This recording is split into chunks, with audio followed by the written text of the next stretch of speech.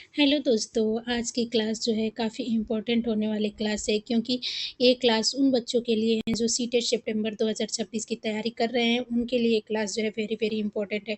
क्योंकि जो बच्चे सीटेट सितंबर 2026 की तैयारी कर रहे हैं, उनको जो है सीटीपी में अगर अच्छा नंबर स्कोर करना चाहते हैं, तो ये क्लास जो है आपके लिए बनी है। क्योंकि जो है सीटेट की जो सीडीपी है, उसमें आप अगर अच्छा नंबर स्कोर कर सकते हैं, तो आपका एग्ज़ाम जो है काफ़ी अच्छे नंबर से पास हो जाएगा। तो इसमें जो है इस क्लास से आपको 3 से 4 नंबर मिलने वाला है, तो क्लास को बिना स्किप किए हुए क्लास को पूरा देखें और लास्ट में ज़रूर देखें क्योंकि लास्ट में मैंने कुछ ट्रिक्स दिए हैं, वो ट्रिक्स जो है आपको हमेशा याद रहेगा। तो ये क्लास में है आगे लेकर के चलते हैं और मैं चंदा वर्मा आपका परफेक्ट स्टडी 7 चैनल में स्वागत करती हूँ। तो हाँ, इसमें आज हम पढ़ेंगे मैंने 2 क्लास विकास की जो भी अवस्थाएँ हैं डेवलपमेंट ऑफ स्टेज जो भी है स्टेज, तो इसमें से हम 2 क्लास ले चुके हैं, पार्ट 1, पार्ट 2 अब पार्ट 3 है एक उसी का। तो इसमें हम पढ़ेंगे किशोरावस्था। देखिए किशोरावस्था जो है किसी भी एग्ज़ाम के लिए जो है सीटेट हो, टेट हो, यूपी टेट हो या ऑल टेट हो, कोई भी किसी भी टेट के लिए जो किशोरावस्था है काफ़ी इंपॉर्टेंट है क्योंकि किशोरावस्था से हर बार जो क्वेश्चन है सारे एग्ज़ाम्स में पूछे जाते हैं।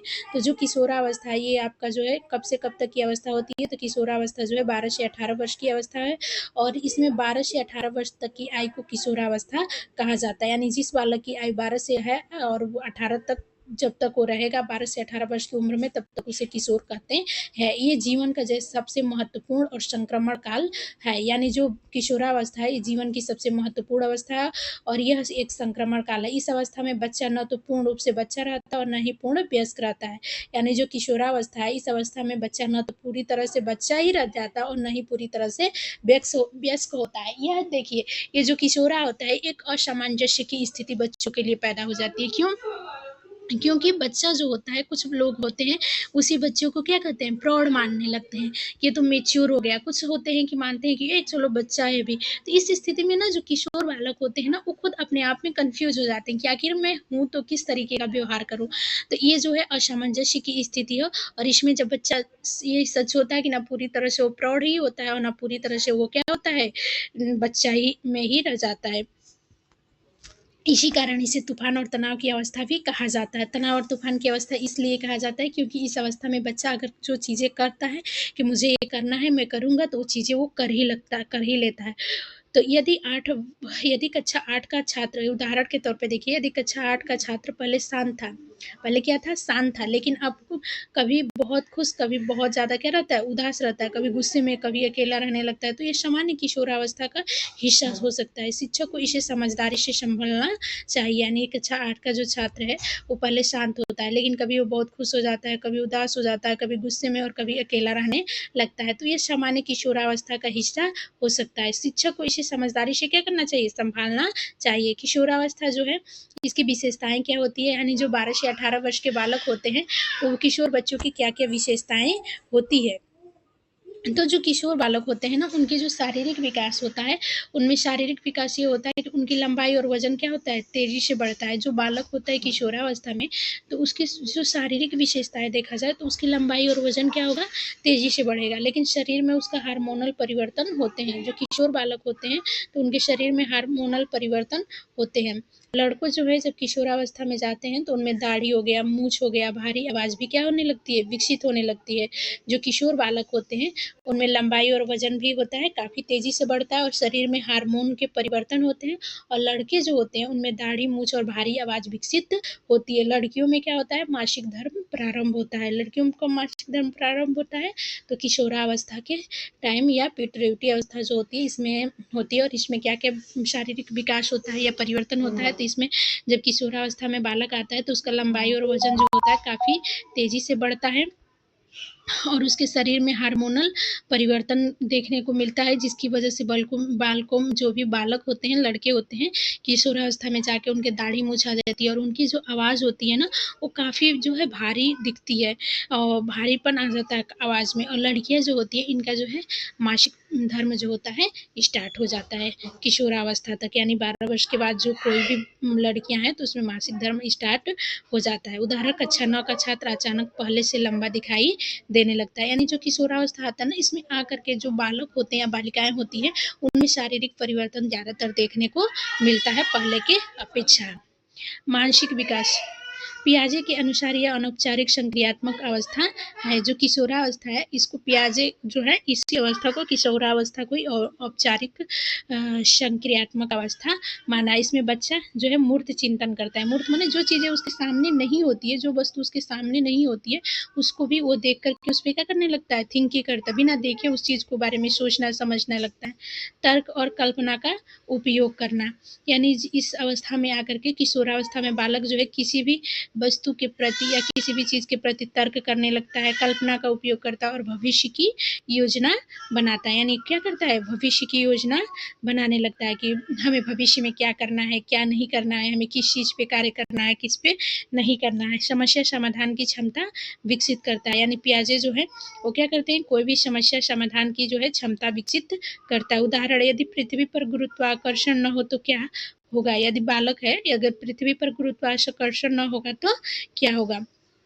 इस प्रकार की चीजों पे क्या करता है, वो तर्क वितर्क करने लगता है, समस्या का समाधान करता है। उसके बाद आते हैं हम संवेगात्मक विकास। यानी संवेगात्मक विकास क्या आता है, तो जो किशोर बालक होते हैं उन किशोर बालकों में क्या होता है, गुस्सा गुस्सा बहुत जल्दी आता है। और फिर भावात्मक उतार चढ़ाव, यानी जो किशोर बालक होते हैं उसमें गुस्सा जल्दी आता है, फिर भावात्मक उतार चढ़ाव होता है और आत्मसम्मान की भावना होती है। और दूसरों की राय का प्रभाव उसके ऊपर पड़ता है। यानी जो भी किशोर बालक होते हैं उनमें संयोग कैसा होता है, तो कुछ गुस्सा बहुत जल्दी आती है। जो किशोर बालक होते हैं ना 12 से 18 साल का, आपके घर में हो गए, आस पड़ोस होंगे, उनके देखे होंगे, उन्हें गुस्सा क्या होती है, जो जल्दी आ जाती है। भावात्मक उतार चढ़ाव, कभी वो किसी के प्रति एकदम गुस्सा करने लगता है और कभी किसी के प्रति क्या होता है, एकदम प्रेम की भावना दिखाना लगता है। तो उस प्रकार से जो किशोरावस्था है, ये उसकी विशेषता है कि उसमें बच्चे गुस्सा होते हैं और उनमें उतार चढ़ाव की भावना आती है। आत्मसम्मान की भावना, यानी जो बालक होते हैं उसमें अपने आप के प्रति आत्मसम्मान की भावना उसमें बहुत ज्यादा होती है। और दूसरों की राय का प्रभाव, वो दूसरों की राय का क्या करते हैं, प्रभाव, उसके ऊपर दूसरों की राय का भी प्रभाव पड़ता है। सामाजिक विकास, जो किशोर बालक होते हैं उनमें मित्रों का प्रभाव बढ़ जाता है। यानी वो मित्रों के साथ क्या करने लगते हैं, ज्यादा समय व्यतीत करने लगता है, मित्रों के साथ रहना लगता है। समूह में पहचान बनाना चाहता है, वो समूह में जो भी है उसमें पहचान बनाना चाहता है। स्वयं निर्णय लेने की इच्छा उसकी होती है, वो कोई भी कार्य करने के लिए अपने स्वयं का वो क्या करता है, निर्णय लेता है। नैतिक विकास, कोहलबर्ग के अनुसार नैतिक सोच विकसित होने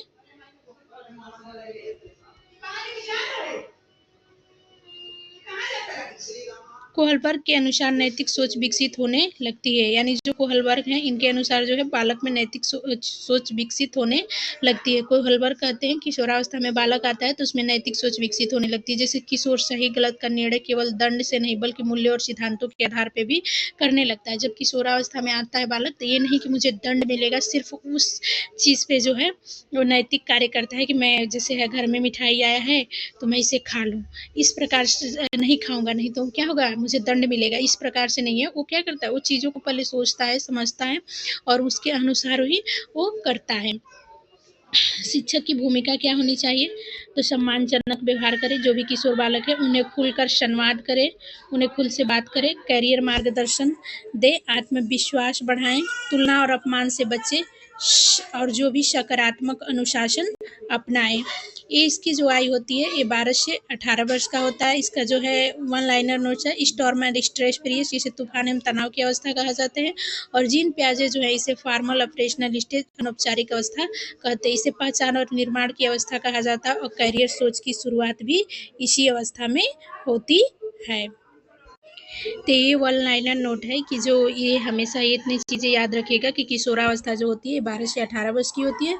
और इसे किसने, स्टेनले हाल ने कहा था कि जो किशोरावस्था है इसे स्टॉर्म एंड स्ट्रेस यानी तूफान एवं तनाव की अवस्था भी कहा है। और इसी अवस्था को, जो किशोरावस्था है ना 12 से 18 वर्ष की अवस्था, इसी अवस्था को जीन पियाजे जो है क्या है, अनौपचारिक अवस्था या इसे फॉर्मल ऑपरेशनल स्टेज कहा है। इसे पहचान निर्माण की अवस्था भी कहा जाता है और करियर सोच की शुरुआत इसी अवस्था में होती है। यानी किशोरावस्था में जाके बालक क्या करता है, अपने करियर के बारे में सोचना लगता है।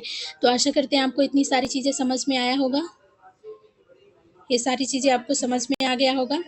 अगर आज समझ में नहीं आया होगा तो आप क्लास को दोबारा देखिएगा, आपको बिल्कुल समझ में आ गया, क्योंकि मैं ईज़ी से ईज़ी लैंग्वेज में इसको समझा रही हूँ।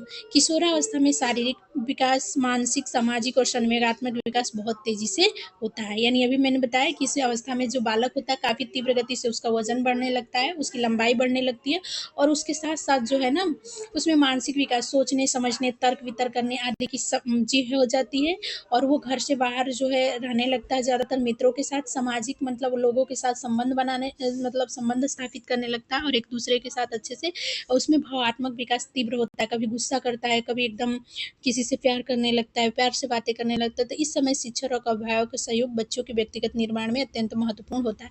इस समय बच्चों को जो है ज़्यादा गुस्सा बच्चों पे नहीं करना चाहिए, बच्चों का साथ देना चाहिए, उसके सिचुएशन को समझना चाहिए। शिक्षक अभिभावक जो है बच्चे का व्यक्तित्व निर्माण में क्या करना चाहिए, इस समय सहयोग करना चाहिए। तो ये आपका था किशोरावस्था। आशा करते हैं आपको किशोरावस्था बहुत अच्छे से समझ में आ गया होगा। यानी जो किशोरावस्था है क्या है, किशोरावस्था जो है अब से 12 से 18 वर्ष की अवस्था है और इस अवस्था में जो है इसे संक्रमण काल की अवस्था कहा जाता है, क्योंकि ये जीवन की सबसे महत्वपूर्ण अवस्था होती है और इस अवस्था में बच्चा न तो पूरी तरह से क्या होता है, बालक ही होता है और न ही पूरी तरह से वयस्क होता है। उसके लिए एक असामंजस्य की स्थिति होती है और इस अवस्था को तूफान एवं तनाव की अवस्था भी कहा गया और इसे स्टेन ने हाल ने कहा है। किशोरावस्था की विशेषताएँ हैं कि किशोरावस्था में जब बालक आता है तो उसमें शारीरिक विकास होता है, जिसकी वजह से उसे एकाएक उसकी जो लंबाई और वजन में वृद्धि देखा जाता है। उसमें इस समय जो हार्मोनल चेंज होता है, जिसकी वजह से बालक में दाढ़ी मूंछ आ जाती है, उसकी आवाज़ भारी हो जाती है और बालिकाओं में मासिक धर्म शुरू हो जाता है। और इसमें मानसिक विकास क्या होता है, तो पियाजे के अनुसार ये विकास की कौन सी अवस्था है, अनौपचारिक अवस्था। यानी जो पियाजे हैं अपने विकास की 4 अवस्थाएँ बताए हैं, तो उसमें वो चौथी अवस्था किशोरावस्था को ही बताया है, जिसे उसका उन्होंने नाम दिया औपचारिक संक्रियात्मक अवस्था। इसमें बालक जो होता है अमूर्त चिंतन, यानी जो चीज़ें उसके सामने नहीं होती है उसके बारे में भी वो चिंतन करने लगता है। फिर वो तर्क करता है, कल्पना करने लगता है, फिर भविष्य के बारे में योजना बनाता है कि हमें फ्यूचर में जाकर के ये कार्य करना है। फिर समस्या समाधान की क्षमता भी उसके अंदर क्या हो जाती है, विकसित होती है। यदि पृथ्वी पर गुरुत्वाकर्षण न हो तो क्या होगा, इस तरीके की वो क्या करता है, इसी चीज़ों को क्या करने लगता है, चिंतन करने लगता है। उसके बाद संवेगात्मक विकास, जो किशोर बालक होते हैं उनमें गुस्सा जल्दी आता है, कभी वो प्रेम करने लगता है, किसी से प्रेम से बातें करने लगता है, स्नेह से बातें करने लगता है, कभी किसी से जो है गुस्सा करने लगता है। उसके अंदर आत्मसम्मान की भावना होती है, अपने आत्मसम्मान के लिए वो क्या करता है, भावना होता है। दूसरों की राय का प्रभाव, उसके ऊपर दूसरों की राय का भी प्रभाव पड़ता है। सामाजिक विकास में मित्रों का प्रभाव उसके ऊपर क्या होता है, बढ़ जाता है। समूह में पहचान बनाना चाहता है, वह स्वयं स्वतंत्र निर्णय लेने की इच्छा उसके अंदर क्या होती है, आ जाती है। यानी सामाजिक विकास, मित्रों का प्रभाव बढ़ जाता है, समूह में पहचान बनाने लगता है वो अपने, यानी मित्रों के साथ वो अधिक रहने लगता है, मित्रों की जो भी बातें होती है उनको मानने लगता है, समूह में अपना पहचान बनाना चाहता है और स्वयं स्वतंत्र निर्णय लेने की इच्छा रखता है। वो अपने आप बारे में स्वयं निर्णय लेता है। नैतिक विकास, कोहलबर्ग के अनुसार नैतिक विकास जो है, सोच विकसित होने लगती है। किशोर सही गलत का जो है निर्णय केवल दंड से नहीं बल्कि मूल्य और सिद्धांत के आधार पर भी करने लगता है। और शिक्षक की भूमिका, सम्मानजनक व्यवहार करने लगता है। शिक्षक की भूमिका ये थी कि वो सम्मानजनक व्यवहार करे, खुल करके क्या करे, बच्चों से संवाद करे, जो भी उसकी समस्या है उसको समझे, उसके बारे में बताए। कैरियर मार्गदर्शन से, अगर बच्चा कंफ्यूज हो जाता है, किशोरावस्था में बहुत ज़्यादा बच्चे कंफ्यूज हो जाते हैं, हमें क्या करना है क्या नहीं करना है, तो उसको भी उसके क्या करना चाहिए, मार्गदर्शन करे, उसका आत्मविश्वास बढ़ाए, तुलना और अपमान से उसे बचाए। किसी भी बच्चे के साथ उसे तुलना न करे, ना उसका अपमान करे और सकारात्मक अनुशासन अपनाए, न कि निगेटिव। और इस वायु को मैंने वन लाइनर याद रखिएगा कि ये 12 से 18 वर्ष का होती है। इसे स्ट्रॉम स्ट्रेस की अवस्था कहा जाता है। पियाजे इसे फॉर्मल ऑपरेशनल स्टेज कहा है और इसे पहचान निर्माण की अवस्था भी कहा जाता है और करियर सोच की शुरुआत इसी अवस्था में होती है। किशोरावस्था में जो शारीरिक, मानसिक, सामाजिक और भावनात्मक विकास क्या होता है, काफ़ी तेज़ी से होता है और इस समय जो है किशोरावस्था में बच्चों को शिक्षक और अभिभावक को ज़्यादा ध्यान देना चाहिए बच्चों को उनके व्यक्तित्व निर्माण में। अगला आपका है प्रौढ़ावस्था। जो प्रौढ़ावस्था होता है ये 18 से 60 वर्ष की अवस्था है और 18 वर्ष से लगभग 60 वर्ष तक की आयु को क्या कहा जाता है, प्रौढ़ावस्था कहते हैं। प्रौढ़ावस्था क्या है, तो प्रौढ़ावस्था उस व्यक्ति या बालक को कहा जाता है जो जिनकी आयु जो है 18 वर्ष से लेकर के 60 वर्ष की आयु तक होता है। यह जीवन की सबसे उत्तरदायित्वपूर्ण अवस्था होती है। यानी जो प्रौढ़ावस्था होती है 18 से 60 वर्ष की, जीवन के जितने भी अवस्थाएं होती हैं उन अवस्थाओं में ये सबसे उत्तरदायीपूर्ण होता है। इसमें व्यक्ति की उत्तरदायित्व काफ़ी बढ़ जाता है घर, परिवार, समाज सबकी ज़िम्मेदारियाँ इसमें लेकर के चलना पड़ता है। इसी अवस्था में व्यक्ति अपनी शिक्षा पूरी करता है, प्रौढ़ावस्था में रोज़गार प्राप्त करता है, इसी अवस्था में आकर के वो रोज़गार कुछ न कुछ अपने परिवार के चलाने के लिए, अपनी फैमिली के लिए कुछ न कुछ रोज़गार करता है, परिवार बनाता है, उसकी शादी-विवाह होती है, उसके बच्चे होते हैं, तो एक उसकी फैमिली बन जाती है और समाज में भी अपनी भूमिका निभाता है। समाज के प्रति जो भी कर्तव्य होते हैं, उन कर्तव्यों का भी वो क्या करता है, पालन करता है और समाज के लिए भी वो कार्य करता है। तो इसलिए ये क्या है, सबसे उत्तरदायित्व पूर्ण अवस्था है। अगर क्वेश्चन पूछ दे सबसे उत्तरदायित्व पूर्ण अवस्था कौन है, तो सबसे उत्तरदायित्व पूर्ण अवस्था किशोरावस्था है, जो 18 से 60 वर्ष की अवस्था होती है और इस अवस्था में आते-आते बालक जो है पूरी तरह से अपनी शिक्षा प्राप्त कर लेता है, वो रोज़गार प्राप्त करना चाहता है और इसके साथ ही वो परिवार भी अपना बना लेता है। इसमें शादी-विवाह, उसके बच्चे हो जाते हैं और समाज की भूमिका भी निभाता है। इसमें समाज के उत्तरदायित्व को भी वो लेकर के चलता है। क्यों? क्योंकि जो उसकी इस यह उसके लिए उत्तरदायी पूर्ण अवस्था होती है, क्योंकि इस अवस्था में उसके समाज, परिवार और उसके जो भी रोज़गार आदि की ज़िम्मेदारियाँ बढ़ जाती है। तो इसकी इसकी विशेषताएँ क्या-क्या हैं? प्रौढ़ावस्था की, तो शारीरिक विकास इसमें जो है क्या होता है कि उसकी शरीर पूर्ण रूप से क्या हो जाती है, विकसित होती है और कार्य करने की उसकी क्षमता अधिक होती है, क्योंकि क्या उसके ऊपर इतनी जिम्मेदारियां होती है कि अपने आप उसमें कार्य करने की क्षमता आ ही जाती है। और स्वास्थ्य बनाए रखना आवश्यक होता है, क्योंकि उसके ऊपर इतनी जिम्मेदारियां होती है कि अगर वो स्वस्थ नहीं रहेगा तो किस प्रकार से कार्य कर पाएगा।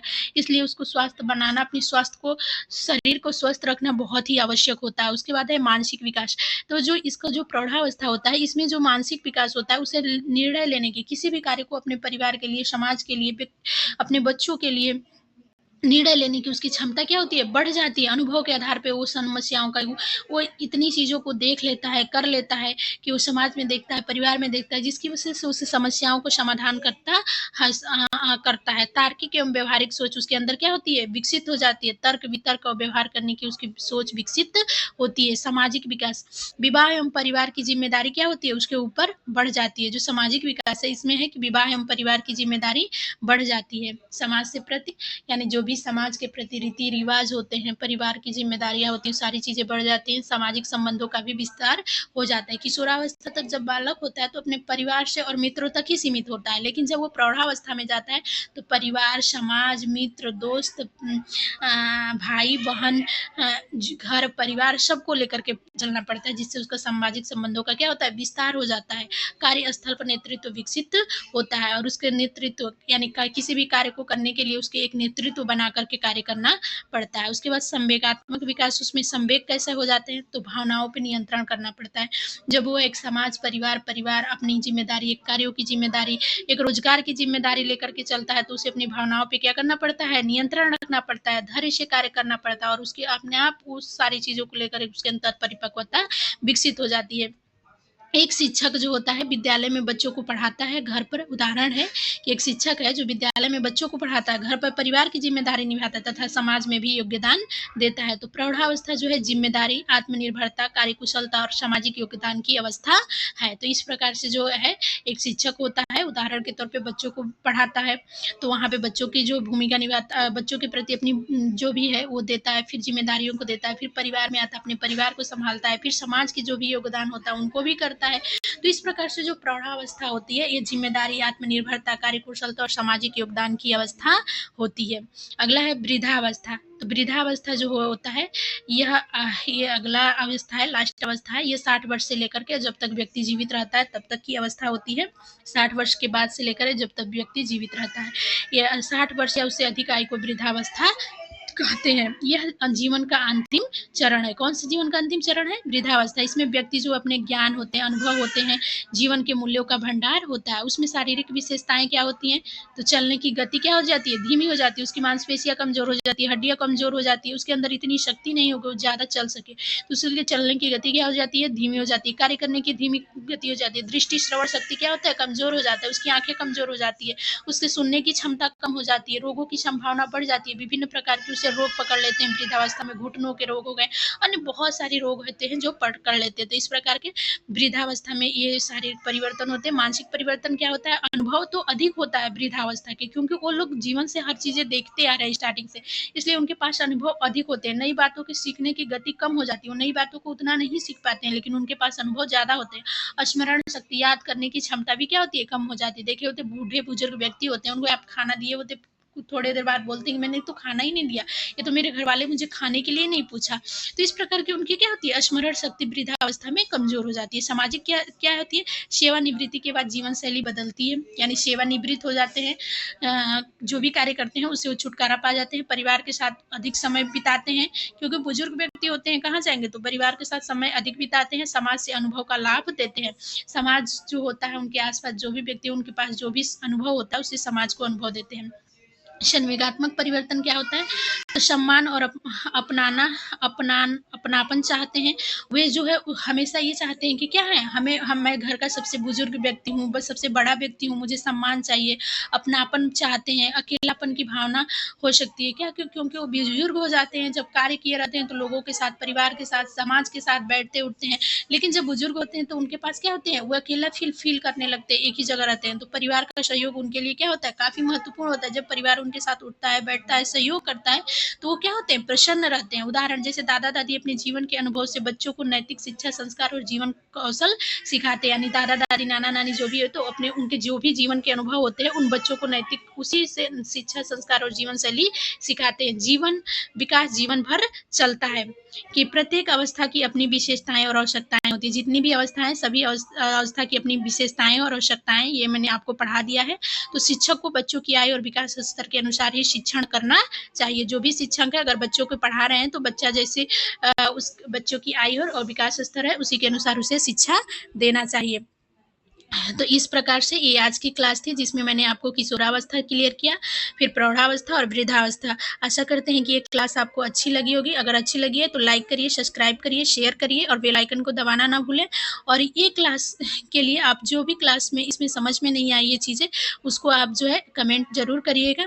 और एक चीज़ है, सीटेट का जो एग्जाम है, इसमें आप चीज़ों को समझ करके जाइए, कंसेप्ट अपना क्लियर कर लीजिए। आपको जो भी कंसेप्ट क्लियर ना हो, मेरी लॉन्ग वीडियो में जाइएगा, वहाँ पे देखिएगा, हर क्लास मैंने डाली हुई है। कोहल वर्ग हो गए और जिन प्याजे हो गए, तो इन सारी क्लासों को आप देख लीजिए। और ये विकास की जो अवस्थाएं हैं, इसकी 3 क्लास है, ये तीनों क्लास काफ़ी इंपॉर्टेंट है, वेरी वेरी इंपॉर्टेंट है। तो ये सारी चीज़ों को आप अपने कंसेप्ट क्लियर करके रखिए, ताकि एग्जाम के समय आपको ज़्यादा दिक्कत ना हो। और आप ना ये नहीं कि एग्जाम आएगा तब पढ़ेंगे, आप अभी से अपना पढ़ना क्या करिए, स्टार्ट तो कर ही दिए होंगे, रिवीजन भी स्टार्ट कर दिए। और हमेशा आप क्या करिए, रिवीजन। तो मिलते हैं नेक्स्ट क्लास में। थैंक यू, धन्यवाद, जय हिंद, जय भारत।